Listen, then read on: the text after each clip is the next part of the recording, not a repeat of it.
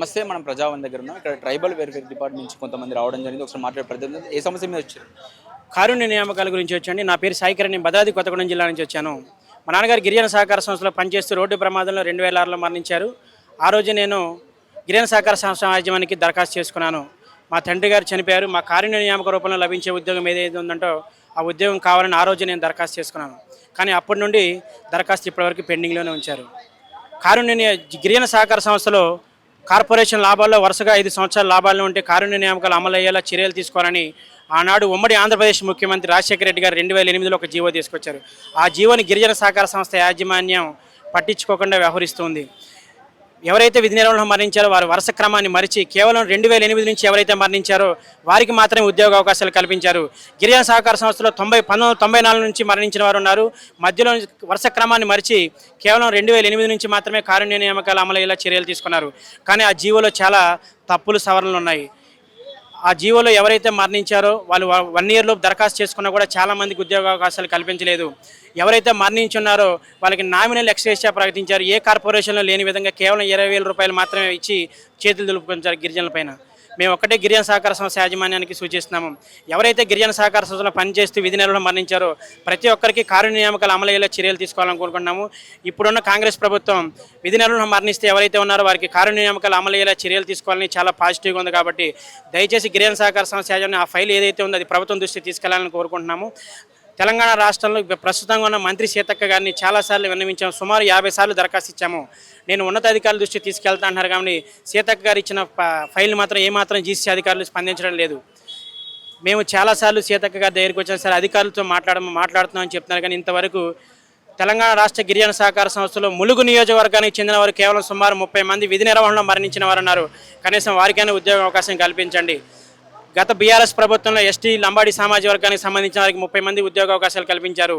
ఇప్పుడున్న 60 మందిలో ఎస్టీ కోయ సామాజిక వర్గానికి సంబంధించిన వారు 45 మంది ఉన్నారు. కనీసం వారిలో ములుగు నియోజకవర్గానికి సంబంధించిన వారు ఎక్కువ ఉన్నారు. చాలా రోజుల నుండి చెప్పులు అరిగేలా అధికారుల చుట్టూ తిరుగుతున్న ఏ అధికారులు మాత్రం స్పందించడం లేదు. మంత్రి సీతక్క గారు ప్రతిపక్షంగా ఎమ్మెల్యేగా ఉన్నప్పుడు కాంగ్రెస్ ప్రభుత్వం రాగానే మొట్టమొదటి హామీగా గిరిజన సహకార సంస్థలు ఎవరైతే మరణించారో వారికి కారుణ్య నియామకాలు అమలయ్యేలా చర్యలు తీసుకుంటామని ఆ రోజే హామీ ఇచ్చారు. ఆ హామీని తీసుకొచ్చి ఈరోజు అడుగుతుంటే చేస్తామని చెప్తున్నారు. కానీ ఇంతవరకు ఏ స్పందన లేదు. ఈరోజు జరిగే గిరిజన సహకార సంస్థ యాజమాన్య మీటింగ్లో గిరిజన సహకార సంస్థలు ఎవరైతే మరణించారో వారికి కారుణ్య నియామకాలు అమలయ్యేలా చర్యలు తీసుకోవాలని యాజమాన్యానికి సూచించాలని బాధితులు కోరుకుంటున్నారు. నా పేరు వజ్ర శ్రీలేఖ. భద్రాచలం కొత్తగూడెం జిల్లాకు సంబంధించిన అమ్మాయిని. మా నాన్నగారు వజ్ర కన్నయ్య గారు గిరిజన సంక్షేమ శాఖలో డ్రైవర్గా పనిచేస్తూ మరణించడం జరిగింది 2007లో. అయితే ఆ రోజు కానించి 2007 తారీఖు నుంచి మేము దరఖాస్తు చేసుకోవడం జరిగింది జిఎం గారికి. అయినా ఇంకా సంప్రదించగలలేదు. కానీ 2008 నుంచి చనిపోయిన వాళ్ళకి ఉద్యోగం ఇచ్చారని తర్వాత తెలిసింది. ఆ కాలంలో టీఆర్ఎస్ ప్రభుత్వం ఉంది, పట్టించుకోవలేదు. ఇప్పుడు ఈ కాలంలో కాంగ్రెస్ ప్రభుత్వం వచ్చింది. అందులో మళ్ళీ గిరిజనకి సంబంధించిన పనులు చేస్తామని మంత్రి సీతక్క గారు ఒప్పుకున్నారు. ఇప్పుడు మంత్రి సీతక్క గారు అంటే గిరిజన సంక్షేమ శాఖలో పనిచేస్తున్నప్పటి నుంచి రెండోసారి మళ్ళీ ఫస్ట్ సారి ఒకసారి ఇచ్చాము, రెండోసారి మేము ఇది దరఖాస్తు చేసుకోవడం జరిగింది. ఇలా సంతకం చేశారు, మేము ముందుకు సాగదీస్తాము అనేసి. ఇంతవరకు ఇంకా మాకు ఏమీ ఇవ్వలేదు. ఇది ఇంకా ముందుకు సాగదీయాలి, లేకపోతే మాకు ఎక్స్గ్రేషన్ అనేది ఒక 20,000 30,000 అలా ఇచ్చారు. మాకు ఆ ఎక్స్గ్రేషన్ అనేది వద్దు, మాకు ఏదన్నా ఉద్యోగం కల్పించాలని మేము కోరుకుంటున్నాం మంత్రి సీతక్కని. మరియు డిప్యూటీ చీఫ్ మినిస్టర్ గారికి, మంత్రివర్యులందరికీ నమస్కారాలు సార్. మేము లేడీస్ సార్, మేము టీచర్స్, మేము చాలా దూరాలు మీ 317 జీవో తీసుకురావడం వల్ల ఎంతో దూరాలు మేము ప్రయాణిస్తున్నాం సార్.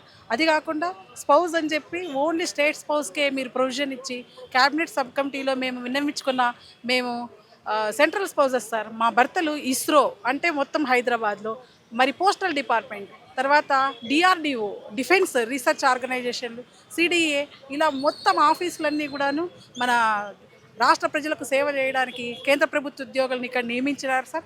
ఆ ఉద్యోగుల భార్యలందరూ కూడా ఇక్కడే పనిచేస్తున్నాం సార్. అటువంటి మమ్మల్ని సెంట్రల్ గవర్నమెంట్ వాళ్ళు ఎక్కడో పోయి పనిచేస్తారు, వాళ్ళకు ట్రాన్స్ఫర్స్ ఉంటాయి అనేటువంటి ఎవరో ఇచ్చినటువంటి ఫీడ్బ్యాక్ నుంచి సార్ గవర్నమెంట్ మాకు చేయట్లేదు సార్. ఎలాగైతే మీరు స్టేట్ గవర్నమెంట్ స్పౌజెస్ చేశారు, మమ్మల్ని కూడా స్పౌజ్ లాగా కన్సిడర్ చేసి మాకు ట్రాన్స్ఫర్స్ ఇవ్వండి సార్, మాకు రీఅలొకేషన్ ఇవ్వండి సార్. తప్పకుండా చాలా ఇబ్బందులు పడుతున్నాం సార్. మహిళలు 180 కిలోమీటర్లు పోను, 180 కిలోమీటర్లు రాను, దాదాపు 360 అందరికీ బ్యాక్ పెయిన్స్, తర్వాత చాలా ఇబ్బందులు ఫిజికల్గా మెంటల్గా మేము చాలా అలసిపోయాం సార్. ఎంతమంది లేము సార్, 33 జిల్లాల్లో ఓన్లీ 50 మందిమే ఉన్నాం సార్. 50 మందికి సార్ సెంట్రల్ స్పౌజెస్ మేమందరూ కూడా మొత్తము అన్ని జిల్లాల్లో ఉన్నాం సార్. 33 జిల్లాల్లో రైల్వేస్ సార్, రైల్వేస్ వాళ్ళు, తర్వాత జియోలాజికల్ సర్వే ఆఫ్ ఇండియా వాళ్ళు అందరూ మొత్తం సార్ ప్రతి చోట ఉన్నాం సార్. మేము ఈ రాష్ట్రానికే సేవ చేస్తుంటే మమ్మల్ని మాత్రం పక్కకు పెడుతున్నారు సార్. ఇంకా ఒక ఘోరమైనది ఏంటంటే ఆపరేషన్ సింధులో పనిచేసేటువంటి సైనికుల భార్యలు కూడా ఉన్నారు సార్. ఎంత దారుణం సార్. ఇంతకుముందు మీ గవర్నమెంట్ ఉమ్మడి ఆంధ్ర రాష్ట్రంలో ఉన్నప్పుడు 660 జీవో అనేది ఇచ్చి అటువంటి స్పౌజెస్కి ఇక్కడ కల్పించాలి, తప్పకుండా వాళ్ళని గౌరవించాలి, సైనికులని వాళ్ళ భార్యలను ఇక్కడే పెట్టి డెప్యుటేషన్లు ఇచ్చారు సార్, ట్రాన్స్ఫర్స్ కూడా ఇచ్చారు సార్. ఉత్తమ్ కుమార్ రెడ్డి అందులో ఒక మెంబర్గా కూడా ఉన్నారు సార్ 660 జీవోలో. మరి ఇంత అన్యాయంగా మీరు ప్రవర్తిస్తారు ఈ గవర్నమెంట్ అనుకోలేదు సార్. మీ అందరికీ ఓట్లేసి గెలిపించుకున్నాం సార్. మీరు తప్పకుండా మాకు న్యాయం చేయాలని మేము కోరుకుంటున్నాం సార్. అందరికీ నమస్కారం సార్. నేను కామారెడ్డి డిస్టిక్లో టీచర్గా పనిచేస్తున్నాను సార్. మా హస్బెండ్ సెంట్రల్ గవర్నమెంట్ ఈఎస్ఐలో వర్క్ చేశారు సార్. ఈ సెంట్రల్ గవర్నమెంట్ అంటే సార్ అందరూ వేరే అదర్ స్టేట్ అని అనుకుంటూ కొంచెం రాంగ్ ఇన్ఫర్మేషన్ ఇచ్చారు సార్. సెంట్రల్ గవర్నమెంట్ అంటే ఇక్కడ డిస్టిక్లో పనిచేసే వాళ్ళు కూడా పోస్టల్ లైఫ్ ఇన్సూరెన్స్ వాళ్ళు, ఎల్ఐసి వాళ్ళు కాకుండా హెల్త్ వాళ్ళు చాలామంది వర్క్ చేస్తున్నారు సార్. ఇక్కడ మనకు కావాల్సింది ఏంటంటే సార్ భార్య భర్తను ఒక దగ్గర కలపడం.